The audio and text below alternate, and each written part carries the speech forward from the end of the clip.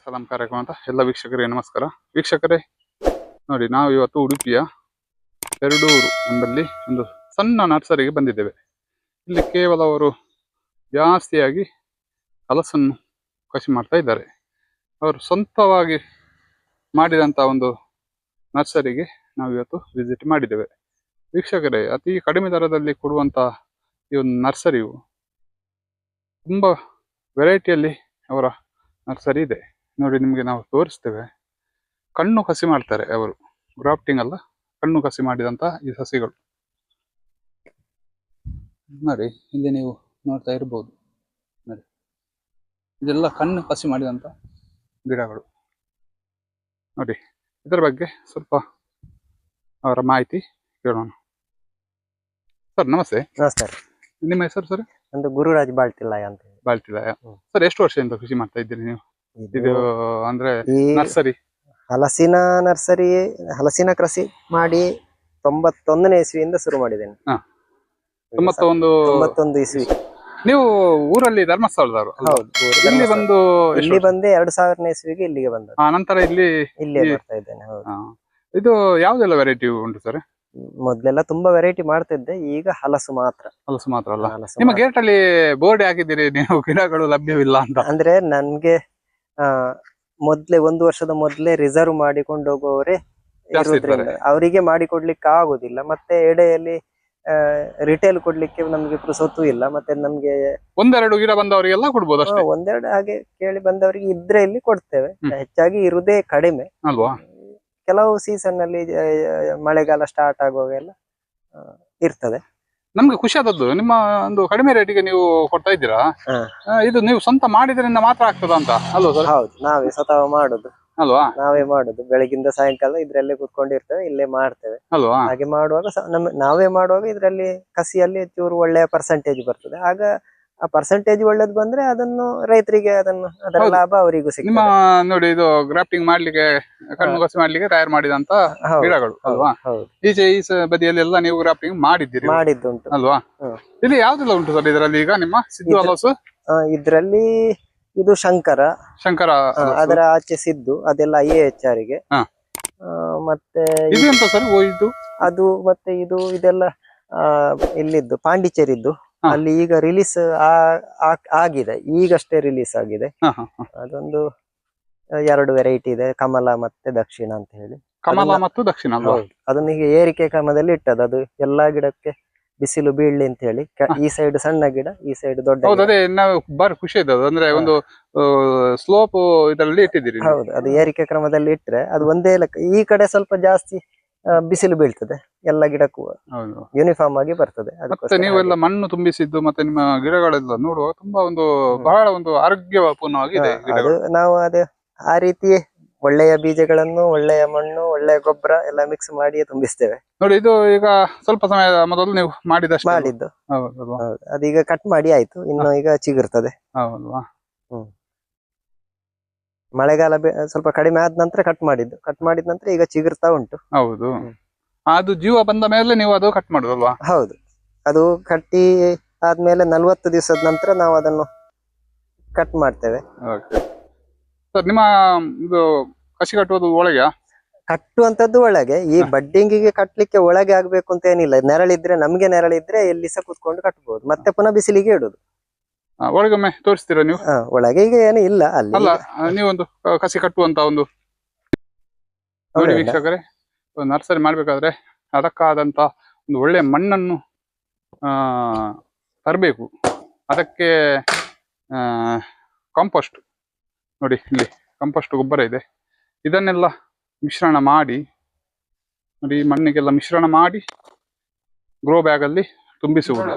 ನಂತರ ಅದಕ್ಕೆ ಬೀಜದ ಗಿಡಗಳನ್ನೆಲ್ಲ ಹಾಕುವುದು. ನಂತರ ಅದಕ್ಕೆ ಗ್ರಾಫ್ಟಿಂಗ್, ಕಸಿ ಕಟ್ಟುವುದು.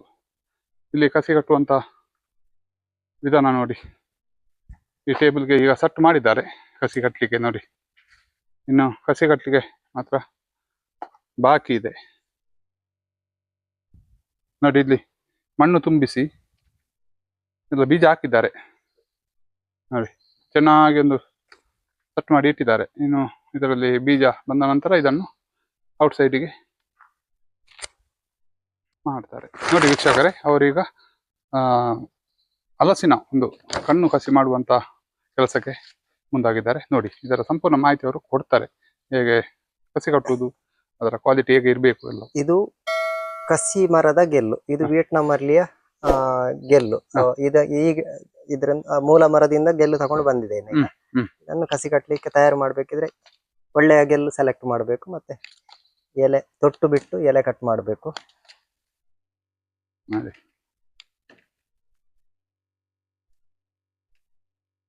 ಇದರಲ್ಲಿ 1 2 3 4 5 6 7 8 ಕಸಿಯವರೆಗೆ ಮಾಡಬಹುದು. 8 ಗಿಡ ಮಾಡಬಹುದು ಇದರಲ್ಲಿ.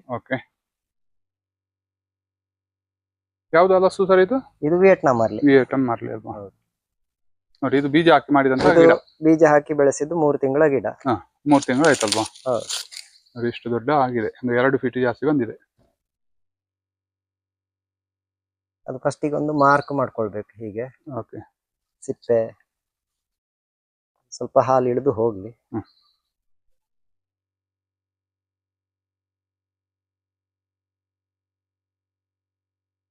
ಇದಕ್ಕೂ ಒಂದು ಬಡ್ ಆಯ್ಕೆ ಮಾಡಿಕೊಂಡು ಅದ್ರ ಎಲ್ಲ ಸೈಡಲ್ಲೇ ಗೆರೆ ಹಾಕೊಂಡು ಒಂದು ಚೂರು ಬಿಟ್ಟು ಅಲ್ಲಿ ಚೂರು ಓಪನ್ ಮಾಡಬೇಕು. ಈಗ ಇಷ್ಟು ಓಪನ್ ಮಾಡಿ ಆ ನಂತರ ಇದನ್ನು ತೆಗಿಲಿಕ್ಕೆ ಬರ್ತದೆ. ಹೀಗೆ ತೆಗಿಲಿಕ್ಕೆ ಬರ್ತದೆ. ಇದರಲ್ಲಿ ಏನಾದ್ರೂ ಡ್ಯಾಮೇಜ್ ಆಗಿದ್ರೆ ಒಂದು ಸ್ವಲ್ಪ ತಕೊಂಡ್ರೆ ಒಳ್ಳೇದು. ಇದರಲ್ಲಿ ಈ ಭಾಗ ಬರಬೇಕು, ಬಿಳಿಯ ಭಾಗ, ಅದು ಚಿಗುರ್ಲಿಕ್ಕೆ, ಅದು ಬಡ್, ಅದು ಪಕ್ಕನೆ ಕಾಣೋದಿಲ್ಲ. ಆ ಬಿಳಿ ಭಾಗ ಬೇಕು, ಖಾಲಿ ಆಗ್ಬಾರ್ದು. ಬಿಳಿ ಭಾಗ ಇಲ್ಲದಿದ್ರೆ ಅದು ಚಿಗುರುದಿಲ್ಲ. ಕೇರಳದಿಂದ ಬೇರೆ ಕಡೆಯಿಂದ ಎಲ್ಲ ಬಂದವರು ಅದು ಭಾಗ ಬರುದಿಲ್ಲ, ಅದನ್ನು ಹಾಗೆ ಕಟ್ಟಿ ಬಿಡ್ತಾರೆ. ನಮ್ಗೆ ಇದು ಲಾಸ್ ಆಗ್ತದೆ. ಈಗ ನೀವೇ ಮಾಡಿದ್ರಿಂದ ಇದೊಂದು ನಿಮಗೆ ಒಂದು 80% ಇದು ರಿಕವರಿ ಆಗ್ತದೆ ಅಲ್ವಾ? ಹೌದು. ಮತ್ತೆ ಅವರೆಲ್ಲ ನಮ್ಮ ಸಮಯಕ್ಕೆ ಬರುದಿಲ್ಲ, ಅವರು ಅವರ ಸಮಯಕ್ಕೆ ಬರ್ತಾರೆ. ನೋಡಿ, ಈಗ ಸಾಮಾನ್ಯ ಈ ರೀತಿ ಬಡ್ಡು ತಕೊಂಡು ಅಲ್ಲಿ ಕೂಡ ಅದೇ ರೀತಿ ಸಿಪ್ಪೆ ತೆಗೆದು ಆನಂತರ ಹೀಗೆ ಇಟ್ಕೊಳ್ಬೇಕು. ಅದಕ್ಕೆ ಅಂಟಿಸ್ಬೇಕು ಅಂದ್ರೆ ಎಲ್ಲಾ ಬದಿಯಲ್ಲಿ ಚೂರು ಚೂರು ಒಂದೊಂದು ನೂಲು ಈ ಸೈಡ್ ಚೂರು ಬಿಟ್ಟಿರ್ಬೇಕು. ಅಂದ್ರೆ ಕರೆಕ್ಟ್ ಅದು ಕೂತ್ಕೊಳ್ಳಿಕ್ಕೆ ಅಲ್ವಾ? ಅದು ಅಲ್ಲಿಂದ ಆ ಉಳಿದ ಜಾಗ ಅಲ್ಲಿ ಏನಾಗ್ತದೆ ಅಂತ ಹೇಳಿದ್ರೆ ಕವರ್ ಆಗ್ತದೆ. ನಮ್ಗೆ ಕಾಣ್ತದೆ ಇಲ್ಲಿ ಒಂದೊಂದು ನೂಲು ಬಿಟ್ಟದ್ದು. ಈಗ ಗೊತ್ತಾಗ್ತದೆ. ಇಲ್ಲಿ ಒಂಚೂರು ಗ್ಯಾಪ್ ಇದೆ. ಹೌದು. ಈ ಸೈಡ್ ಒಂಚೂರು ಗ್ಯಾಪ್ ಇದೆ. ಗ್ಯಾಪ್ ಬೇಕು ಅಂತ ಹೇಳಿ ಗ್ಯಾಪ್ ಬೇಕು.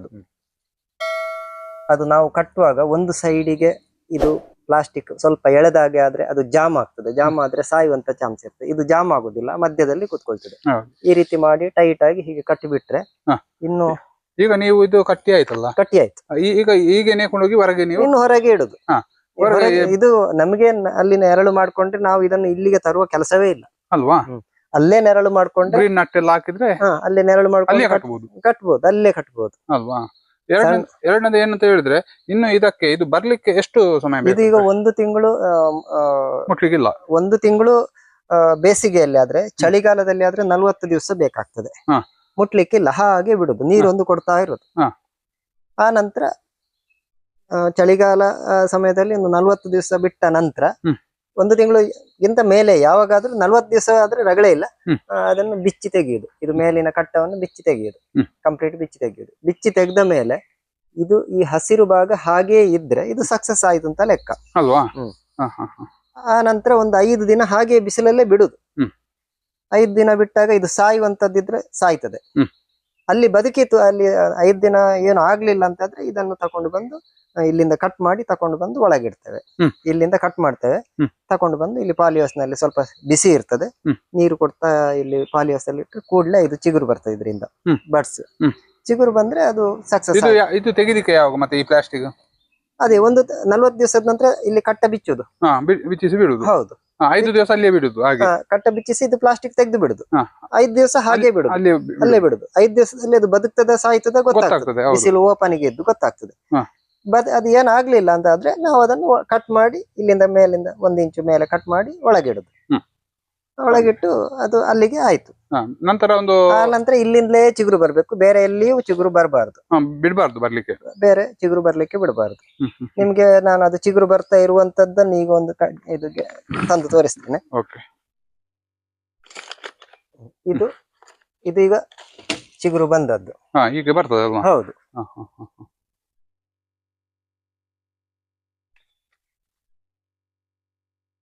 ಬೇರೆ ಚಿಗುರು ನೋಡಿ, ಇದೆಲ್ಲ ಈ ಚಿಗುರನ್ನು ತೆಗಿಬೇಕು, ಕಟ್ ಮಾಡ್ಬೇಕು. ನೋಡಿ ಇಲ್ಲಿ ಎಷ್ಟು ದೊಡ್ಡ ಚಿಗುರು ಬಂದಿದೆ, ಇದನ್ನು ತೆಗಿಬೇಕು. ಕೇವಲ ಈ ಬಡ್ಡಿನಿಂದಲೇ ಬರ್ಬೇಕು, ಇದು ಮಾತ್ರ ಕಸಿ ಕಟ್ಟಿದ್ದು, ಅದು ಮಾತ್ರ ಕಸಿ ಕಟ್ಟಿದ್ದು. ಇದು ಕೂಡ ಹಾಗೆ ನಾವು ಬರುವಂತದ್ದನ್ನೆಲ್ಲ ತೆಗಿತೇವೆ ಹೀಗೆ. ಅದು ನೋಡ್ತಾ ಇರ್ಬೇಕು, ಅದು ನೋಡ್ತಾ ಇರ್ಬೇಕು, ಆಗಾಗ ನೋಡ್ತಾ ಇರ್ಬೇಕು. ಇಲ್ಲದ್ರೆ ಇದರ ಬೆಳವಣಿಗೆ ಆಗುದಿಲ್ಲ, ಇಲ್ಲಿಗೆ ಆಹಾರ ಸಪ್ಲೈ ಆಗುದಿಲ್ಲ, ಅದೇ ದೊಡ್ಡದಾಗ್ತದೆ. ಯಾಕಂತ ಹೇಳಿದ್ರೆ ಕಾಟು ಗಿಡವೇ ದೊಡ್ಡದಾಗ್ಬೇಕು. ಅದು ಪ್ರಕೃತಿಗೆ ಹಾಗೆ. ನಮ್ಮ ಕಸಿ ಗಿಡ ಬೇಕಿದ್ರೆ ನಾವು ಒತ್ತಡ ಪೂರಕ ಅಲ್ಲೇ ಬೆಳೆಸ್ಬೇಕು. ಅದು ಒಂದು 6 ತಿಂಗಳು ಹಾಗೆ 2 ತಿಂಗಳು ಬರ್ತಾ ಇರ್ತದೆ. ಮತ್ತೆ ಸಾಧಾರಣ ಈಗ ಇದೊಂದು ಎಷ್ಟು ಸಮಯದಲ್ಲಿ ಬಂತು ಸರ್ ಇಷ್ಟು ದೊಡ್ಡದು? ಇದು ಒಂದು ಕಟ್ ಮಾಡಿ 1 ತಿಂಗಳಲ್ಲಿ ಬರ್ತದೆ. ಅಷ್ಟು ದೊಡ್ಡದು ಬರ್ತದೆ. ಟೋಟಲ್ ನಿಮ್ಗೆ 2 ತಿಂಗಳಲ್ಲಿ ಇಷ್ಟು ದೊಡ್ಡದು ಬರ್ತದೆ. ಒಂದು 2 ತಿಂಗಳಾಗುವಾಗ ಇಷ್ಟು ದೊಡ್ಡದು ಬರ್ತದೆ. ಇಲ್ಲದ ಇಷ್ಟು ಅದು ಬರ್ತದೆ ಅಲ್ವಾ? ಅದು ಇಷ್ಟು ಬಂದ ಮೇಲೆ ಇದು ಬರ್ಲಿಕ್ಕೆ ಫಾಸ್ಟ್ ಬಾರಿ ಫಾಸ್ಟ್. ಇಷ್ಟು ಬಂದ ಮೇಲೆ ಮತ್ತೆ ಇನ್ನು ನಿಮಗೆ 15 ದಿವಸದಲ್ಲಿ 2 ಎಲೆ ಬಂದಾಗ್ತದೆ ಅಲ್ವಾ? ಮತ್ತೆ ಇದು ನಾವು ಈಗ ಇಷ್ಟೆಲ್ಲ ಇದು ಮಾಡಿ ನೆಡ್ಲಿಕ್ಕೆ ನಮ್ಗೆ ಎಷ್ಟು ಸಮಯ ಬೇಕು? ಇದಕ್ಕೆ ನೆಡ್ಲಿಕ್ಕೆ 3 ತಿಂಗಳು. 3 ತಿಂಗಳಲ್ಲಿ ಇದನ್ನು ನೆಡಬಹುದು. 3 ತಿಂಗಳಲ್ಲಿ ಆಗುವಾಗ ಪ್ಲಾಂಟ್ ಮಾಡುವ ಸ್ಟೇಜಿಗೆ ಬರ್ತದೆ. ಅಂತ ಗಿಡವನ್ನು ಬೇಕಿದ್ರೆ ತೋರಿಸ್ತೀನಿ. ಹೊರಗೆ ಉಂಟಲ್ಲ ಬಂದ ಸ್ಟೇಜಿನ ಗಿಡಗಳು ನೋಡಿ ವೀಕ್ಷಕರೇ, ಇಷ್ಟು ದೊಡ್ಡದಾಗ್ತದೆ. ಸಾಧಾರಣ 3 ತಿಂಗಳಾಗುವಾಗ ಇಷ್ಟು ದೊಡ್ಡದಾಗ್ತದೆ. ಇದು ನೆಡ್ಲಿಕ್ಕೆ ತಯಾರಾಗಿ ಇದೆ. ಈಗ ನೆಡುವಾಗ ಇದು ಹೇಗೆ ನೆಡ್ಬೇಕು ಸರ್? ಇದು ತುಂಬಾ ಜಾಗ್ರತೆ ಬೇಕಲ್ವಾ? ತುಂಬಾ ಜಾಗ್ರತೆ ಬೇಕು. ಒಳ್ಳೆ ಬಿಸಿಲು ಬೀಳುವ ಹಲಸಿಗೆ ಒಳ್ಳೆ ಬಿಸಿಲು ಬೇಕು. ಒಳ್ಳೆ ಬಿಸಿಲು ಬೀಳುವ ಜಾಗ ಆಯ್ಕೆ ಮಾಡ್ಬೇಕು. ಆಯ್ಕೆ ಮಾಡಿ ನೀರು ಇಳಿದು ಹೋಗ್ಬೇಕು, ನೀರು ನಿಲ್ಬಾರ್ದು ಅಂತ ಜಾಗ. ಅಲ್ಲಿ 2.5 ಫೀಟ್ ಗುಂಡಿ ಮಾಡಿ ಅದನ್ನು ಕಂಪೋಸ್ಟ್ ಗೊಬ್ಬರ ಮತ್ತೆ ಮಣ್ಣು ಎಲ್ಲ ಮಿಕ್ಸ್ ಮಾಡಿ ಮುಚ್ಚಬೇಕು. ನೆಲಮಟ್ಟಕ್ಕಿಂತಲೂ ಒಂದು 3 ಇಂಚ್ ಮೇಲೆ ಬರ್ಬೇಕು, ಅಷ್ಟು ಮುಚ್ಚಬೇಕು. ಅಷ್ಟು ಮುಚ್ಚಿ ಆ ನಂತರ ಮಧ್ಯೆ ಒಂದು ತೊಟ್ಟೆ ಮುಳುಗುವಷ್ಟೇ. ಈಗ ಈ ಪ್ಯಾಕೆಟ್ ನಲ್ಲಿ ಇಲ್ಲಿ ಗ್ರಾಫ್ಟ್ ಮಾಡಿದ ಏರಿಯಾ ಇಲ್ಲಿವರೆಗೆ ಮಣ್ಣು ಹಾಕ್ಬೇಕಾಗಿಲ್ಲ. ಈ ಮಣ್ಣಿನ ಲೆವೆಲಿಂದ 1 ಇಂಚು ಮಣ್ಣು ಮೇಲೆ ಅಷ್ಟೇ ದೊಡ್ಡ ಗುಂಡಿ ಮಾಡಿ ಇದು ಪ್ಲಾಸ್ಟಿಕ್ ಅನ್ನು ಮೆಲ್ಲ ಹರಿದು ತೆಗೆದು ಈ ಹೆಂಟೆಯನ್ನು ಒಡಿಬಾರ್ದು. ಹಾಗೆ ಇಟ್ಟು ಮಣ್ಣು ಹಾಕಿ ಇದು ನಿಮಗೆ ಗುಂಡಿ ಮಾಡಿ ನೆಡಬಾರ್ದು. ಗುಂಡಿಯ ಒಳಗೆ ನೆಡಬಾರ್ದು, ಅದು ನೀರ್ ನಿಂತ್ರೆ ಎಲ್ಲ ಸಮಸ್ಯೆ ಆಗ್ತದೆ. ಗುಂಡಿಯ ಒಳಗೆ ನೆಡಬಾರ್ದು. ಗುಂಡಿಯ ಒಳಗೆ ನೆಟ್ರೆ ನಾವು ಗುಂಡಿಗೆ ಬಿದ್ದ ಹಾಗೆ ಅಲ್ವಾ? ಮತ್ತೆ ಎಲ್ಲ ಮುಚ್ಚಿದ ನಂತರ ಈಗ ನಾವು ಗುಂಡಿ ಮುಚ್ಚಿದ ಮಣ್ಣು ಮತ್ತೆ ಈ ಪ್ಯಾಕೆಟ್ ನ ಮಣ್ಣು, ಈ ಪ್ಯಾಕೆಟ್ ನ ಮಣ್ಣು ಮತ್ತೆ ಗುಂಡಿಯ ಮಣ್ಣು, ಇದು ತುಂಬಾ ಇಂಪಾರ್ಟೆಂಟ್. ಎಲ್ಲರೂ ಅಲ್ಲಿ ತಪ್ಪುದು. ಈ 2 ಮಣ್ಣುಗಳು ಜಾಯಿಂಟ್ ಆಗ್ಬೇಕು. ನಿಮ್ಗೆ ನಾವು ಗುಂಡಿ ಇದನ್ನು ಪ್ಲಾಸ್ಟಿಕ್ ತೆಗೆದ ನಂತರ ಈ ಮಣ್ಣಿಗೆ ನಮ್ಮ ಗುಂಡಿ ಮುಚ್ಚಿದ ಮಣ್ಣು ಉಂಟು, ಭೂಮಿಯ ಮಣ್ಣು ಟಚ್ ಆಗ್ಬೇಕು. ಅದಕ್ಕೋಸ್ಕರ ನಾವು ಏನ್ ಮಾಡ್ಬೇಕು, ಅದನ್ನು ನೆಟ್ಟು ಸರಿ 1 ಕೊಡಪನ ನೀರು ಹಾಕ್ಬೇಕು. ಆಗ ಅಂಟಿಕೊಳ್ತದೆ. ಆ ಮಣ್ಣು ಈ ಮಣ್ಣಿಗೆ ಅಂಟಿಕೊಳ್ತದೆ. ಆ ಮಣ್ಣಿಗೆ ಈ ಮಣ್ಣು ಅಂಟಿಕೊಂಡ್ರೆ ಆ ಮಣ್ಣಿನ ತೇವ ಇದು ಹೀರ್ಕೊಳ್ತದೆ. ಇಲ್ಲ ಅಂದ್ರೆ ಇದು ತೇವ ಹೀರ್ಕೊಳ್ಳೋದಿಲ್ಲ. ಇದಿಷ್ಟು ಇಲ್ಲಿ ಗ್ಯಾಪ್ ಹೊಡಿತದೆ, ಇದು ಗಿಡ ಒಣಗ್ತದೆ. ಅತ್ಯಂತ ಉಪಯುಕ್ತ ಮಾಹಿತಿ ಮತ್ತೆ ಬೇಕಾದದ್ದೇ ಮಾಹಿತಿ ಇದು. ಯಾಕಂದ್ರೆ ಇಲ್ಲಿ ತಪ್ಪು ಮಾಡುದು ಈಗ ಮತ್ತೆ ನಿಮ್ಮಂತ ಇದು ಸಸಿ ಕೊಡೋದು ಸತ್ತು ಹೋಗಿದೆ ಅಂತ ಹೇಳ್ತಾರೆ. ಇಲ್ಲಿ ತಪ್ಪು ಮಾಡುದು ನೆಡುವಾಗ ಅಂದ್ರೆ ಈ ರಿಮೂವ್ ಮಾಡಿ ಈ ಮಣ್ಣು ಹೊಡೆಯದಾಗೆ ಅದನ್ನು ನೆಡುದು. ನೆಟ್ಟು ಬರೀ ಮಣ್ಣು ಮುಚ್ಚುತ್ತಾರೆ, ಮಣ್ಣು ಟೈಟ್ ಮಾಡಿ ಹಾಗೆ ಬಿಟ್ಟು ಆಚೆ ಈಚೆಯಿಂದ ಸ್ವಲ್ಪ ಮೇಲೆ ನೀರು ಹಾಕಿ ಬಿಡ್ತಾರೆ. ಅದು ಅಥವಾ ಒಂದು ಮಳೆ ಬಂತು ಅಂತ ಹೇಳಿ ಹಾಗೆ ಬಿಟ್ಟು ಬಿಡ್ತಾರೆ. ಏನಾಗ್ತದೆ, ಈ ಮಣ್ಣು ಮತ್ತೆ ಟಚ್ ಆಗುದಿಲ್ಲ. ಮಣ್ಣು ನೋಡುವಾಗ ತೇವ ಇರ್ತದೆ. ವೀಕ್ಷಕರೇ, ಈ ಮಾಹಿತಿಯನ್ನು ನೀವು ಯಾವ ಗಿಡ ನೆಟ್ಟರು ಸಹ ಇದೊಂದು ಫಾಲೋ ಅಪ್ ಮಾಡ್ಬೇಕು. ಎಲ್ಲಾ ಕಡೆ ಇದು ಪ್ರಾಬ್ಲಮ್. ಎಲ್ಲಾ ಕಡೆ ನಾವು ನರ್ಸರಿ ನೋಡಿದಿರಿ ಅಲ್ವಾ, ಸತ್ತಿತು. ಕಷ್ಟಪಟ್ಟು ಇಷ್ಟು ದೊಡ್ಡ ಒಂದು ಸಸಿ ಮಾಡಿ ಗ್ರಾಫ್ಟಿಂಗ್ ಮಾಡಿ ಕೊನೆಗೆ ನೆಡುವಾಗ ಸಾಯ್ತು ಅಂತ ಹೇಳೋದು ನಿಮ್ಗೆ ಒಂದು ನೆಟ್ಟು 4-5 ದಿವಸದಲ್ಲಿ ಸತ್ತೋಯ್ತು ಅಂತ ಹೇಳಿ ಬರ್ತಾರೆ. ಅಲ್ಲಿ ಹೋಗಿ ನೋಡುವಾಗ ಅವರು ನೀರು ಹಾಕಿಯೇ ಇರ್ತಾರೆ. ಆದ್ರೆ ಆ ನೀರು ಈ ತೊಟ್ಟೆ ಆಗಿರುದಿಲ್ಲ, ಇದು ಒಣಗಿರ್ತದೆ. ಅಲ್ಲಿ ಹಸೆ ಇರ್ತದೆ. ಇದು ಅದಲ್ಲದೆ ಇದು ಬೇಗ ಒಣಗುದು. ಇಲ್ಲಿ ಎಲೆ ಉಂಟು, ನೀರನ್ನೆಲ್ಲ ಆವಿ ಮಾಡಿ ಕೊಡ್ಲಿಕ್ಕೆ ಇಲ್ಲಿ ಎಲೆ ಉಂಟು, ಖಾಲಿ ಮಾಡ್ತಾ ಇರ್ತದೆ.